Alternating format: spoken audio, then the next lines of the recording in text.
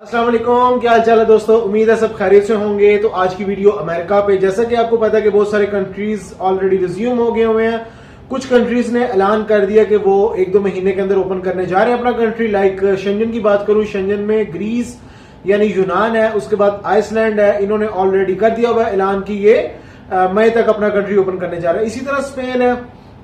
तो अगर अभी करंट सिचुएशन की बात करूं तो करंट सिचुएशन में भी जैसे कि जॉर्जिया ओपन हो गया, उसके बाद रशिया की बात करें, बेलारूस की बात करें, यूक्रेन, बोस्निया, उसके बाद साउथ अमेरिकन कंट्रीज में से ब्राजील और कुछ कंट्रीज लाइक सूरीनाम वगैरह, ये ऑलरेडी ओपन है।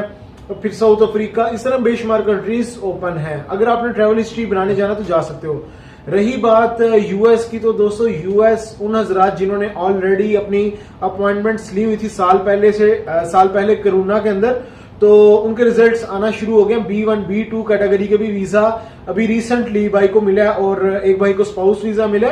इट्स मीन के यूएस ने वीजा देना शुरू कर दिए हैं उन हजरात को जिन्होंने ऑलरेडी अपॉइंटमेंट्स ली हुई थी। अगर करंट सिचुएशन की बात करूं, अभी भी अपॉइंटमेंट्स मिल रही हैं लेकिन कुछ डिले करके। समटाइम कुछ जल्दी अपॉइंटमेंट्स मिलती है, समटाइम डिले करके। तो उस्मान भाई मेरे साथ बैठे हुए ये बताएंगे यूएस का क्या प्रोसीजर है और इसका फॉर्म कैसे फिल करना है और कितनी फीस है, सारी चीजें। जी उस्मान भाई बताएं जरा। जी अस्सलाम वालेकुम। सबसे पहले जो बात करते हैं अभी यूएसए के बारे में, क्योंकि काफी लोग ऑलरेडी ट्रैवल हिस्ट्री बना चुके हैं और काफी लोग रुके हुए थे कि जो लोग, क्योंकि यूके तो लास्ट ईयर से ओपन है और कुछ छोटे छोटे कंट्रीज और भी ओपन है, लेकिन कुछ लोगों का माइंड था कि चलो यूएसए का वीजा अप्लाई करते हैं, हमारी ऑलरेडी ट्रैवल हिस्ट्री अच्छी है, या किसी और पर्पज के लिए भी जाना चाहते हैं, टूरिज्म पर्पज के लिए जो लोग जाना चाहते हैं। क्योंकि अभी इस सिचुएशन लास्ट मंथ में और इस मंथ में यूएस में से जिन लोगों ने लास्ट ईयर से अपॉइंटमेंट्स ली हुई थी, उन लोगों का शेड्यूल इस मंथ में आया। अपॉइंटमेंट्स उन्होंने कॉल की है, कॉल करके उसके बाद उन्होंने बुलवा के इंटरव्यू वगैरह लेके तो उनको वीजे कुछ इशू हुए हैं।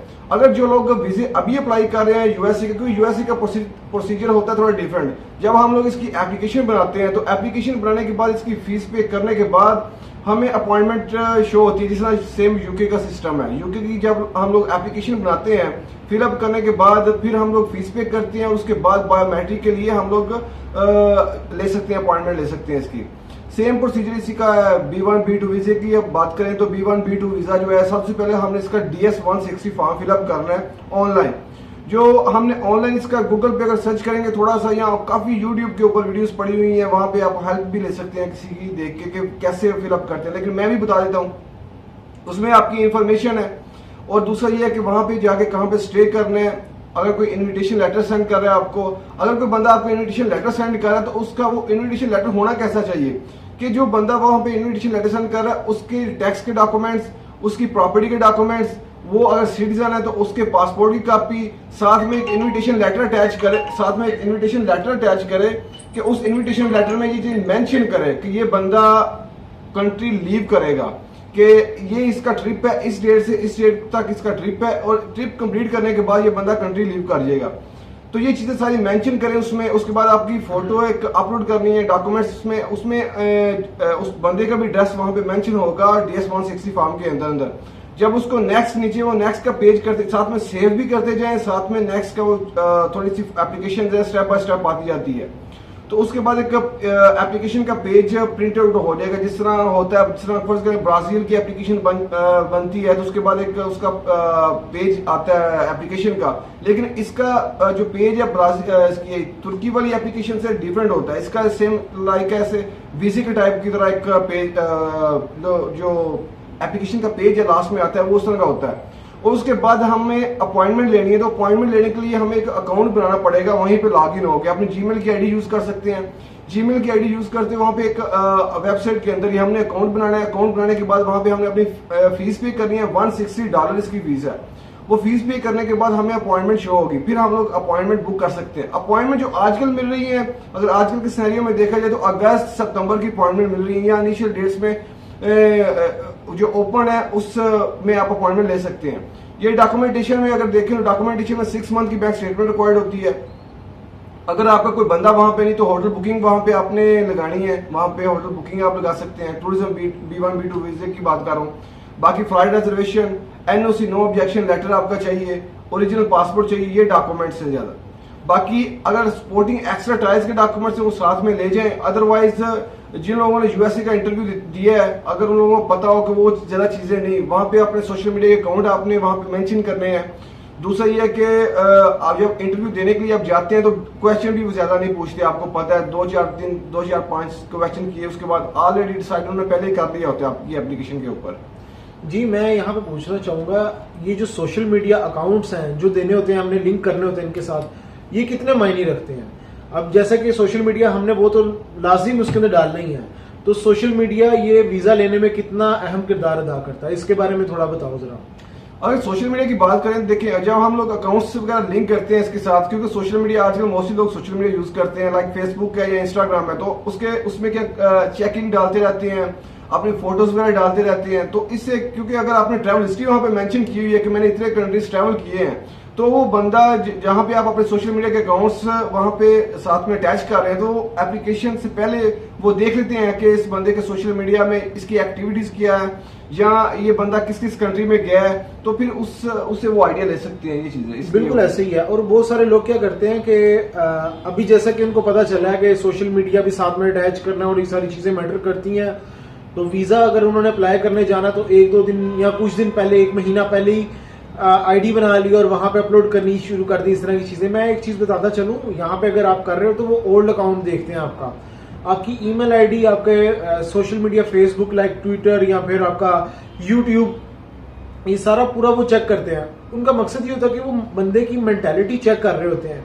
देखिए, सोशल मीडिया एक ऐसी चीज है जहां पे बंदा उसी तरह की चीजें शेयर करेगा जो उसके माइंड में है, तो वहां से यूएस वाले चेक कर लेते हैं कि बंदा किस कैटेगरी का। अच्छा, उसके बाद ये स्पॉन्सरशिप भी लोग मंगवाते हैं, जैसे कि भाई ने पहले बताया, स्पॉन्सरशिप मंगवा रहे हो तो वहां से उस बंदे के बारे में आपको नॉलेज होना चाहिए।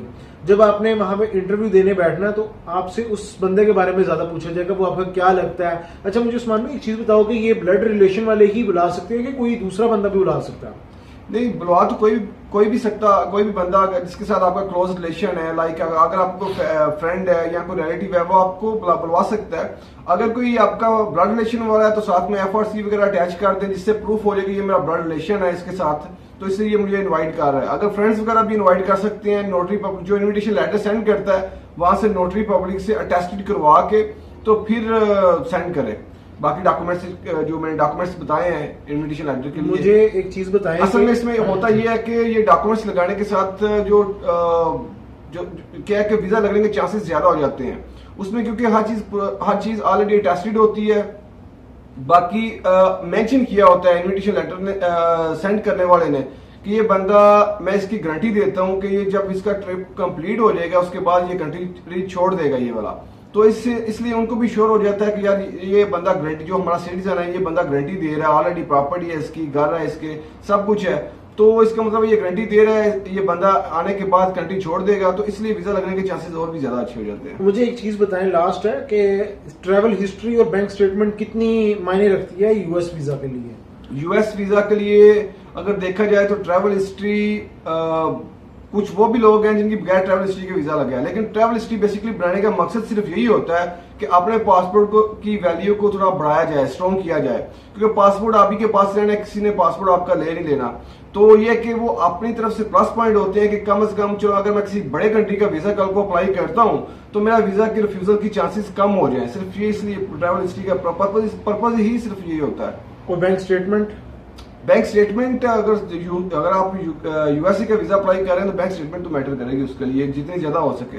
लेकिन ट्रांजैक्शन जिस तरह यूके मांगता है, एवरी मंथ आपकी सैलरी आ रही है, उसी हिसाब से आपकी पर मंथ में एक्सपेंस एक महसूस एक्सपेंस आप कर रहे हैं, उसके बाद सेविंग हो रही है, इस तरह की बैंक स्टेटमेंट यूएसए के लिए चाहिए होती है। ठीक है। और लास्ट चीज ये कि बैंक स्टेटमेंट वो देखते भी हैं कि नहीं?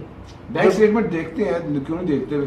हाँ, कुछ चांसेस हैं कुछ बंदों के नहीं भी, लेकिन वो तकरीबन 5% कर रहे हैं, लेकिन 95% 90% लोगों की बैंक स्टेटमेंट देखते हैं वो। लेकिन उन लोगों की नहीं देखते जिन लोगों को उन्होंने वीजा नहीं देना होता, तो उनसे बस 2-4 क्वेश्चन करने के बाद, फॉर्मेलिटी पूरी करने के बाद उनको पासपोर्ट दे देते हैं, साथ में एक पेज दे देंगे कि सॉरी हम आप नेक्स्ट टाइम अप्लाई कर सकते हैं। जस्ट 3 वर्ड उनके होते हैं। और उसका वीजा वेरी नेक्स्ट डे भी अप्लाई कर सकते हैं अगर करना हो? हाँ, कर सकते हैं। यानी कि अगर आज रिफ्यूजल लगी है तो हम उसके- हाँ जी, इसका जापान या इसका कोरिया की तरह नहीं है कि अगर आपका वीजा अप्लाई रिफ्यूज होगा तो 6 मंथ या 6 मंथ आप अप्लाई नहीं कर सकते। चलें ठीक है, थैंक यू सो मच दोस्तों। अगर किसी ने अपना फाइल बनवानी हुई या फिर डिस्कस करना हो अपना मैटर, मैं नीचे डिस्क्रिप्शन में अपने ऑफिस का एड्रेस दे दूंगा, उस्मान भाई का व्हाट्सएप दे दूंगा। सम टाइम होता है कि लेट रिप्लाई आता है, रिप्लाई सबको जाता है लेकिन लेट रिप्लाई हो जाता है, वो इसलिए कि मैसेज इतने ज्यादा होते हैं कि प्रॉपर नहीं बात हो रही होती। ऐसे हजरात जो कि दुबई में हैं वो डायरेक्ट मेरे ऑफिस आ सकते हैं, डिस्क्रिप्शन में मिल जाएगा एड्रेस आपको। तो दोस्तों नेक्स्ट वीडियो में मिलेंगे नए टॉपिक पे, ख्याल रखें अपना, टेक केयर, अल्लाह हाफिज।